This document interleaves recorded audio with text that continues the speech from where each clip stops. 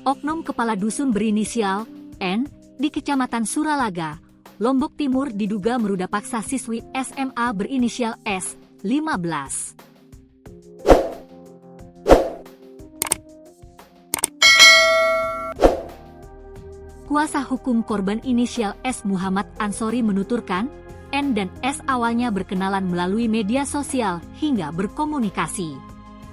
Korban pun kerap diajak untuk keluar jalan-jalan. Dia tidak pacaran, dirayu ajak keluar dikasih uang ditolak dan diberikan skincare, kata Ansori, Rabu, 4 Juni 2025. Rupanya N tidak menyerah dan terus membujuk rayu S hingga korban terbuai. Tetap dibujuk rayu entah bagaimana korban memiliki rasa dan mau, terangnya. Dugaan ruda paksa diduga dilakukan sebelum bulan puasa atau Mei 2025 di perkebunan milik warga hingga penginapan.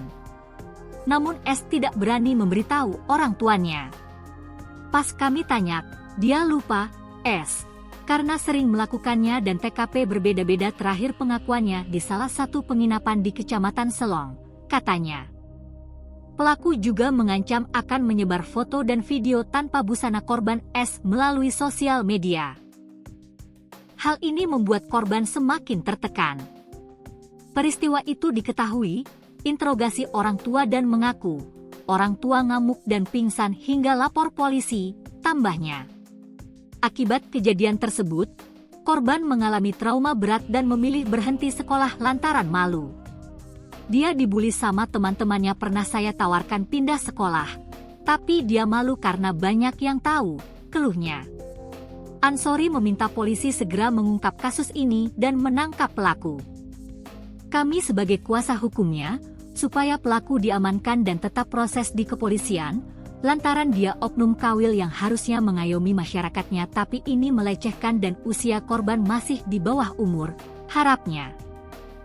Sebelumnya oknum kepala wilayah, Kawil, di Kecamatan Suralaga Lombok Timur berinisial N melarikan diri atas kasus dugaan ruda paksa siswi SMA berinisial S, 15.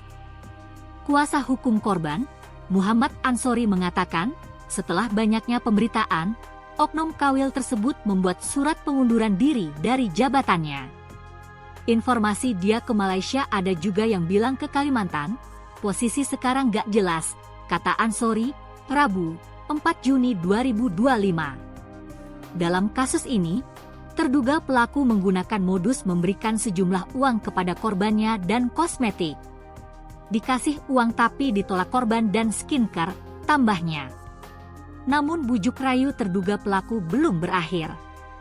Tetap dibujuk rayu awal diajak keluar jalan-jalan, entah bagaimana korban ini ada rasa dan tiba-tiba mau, keluhnya.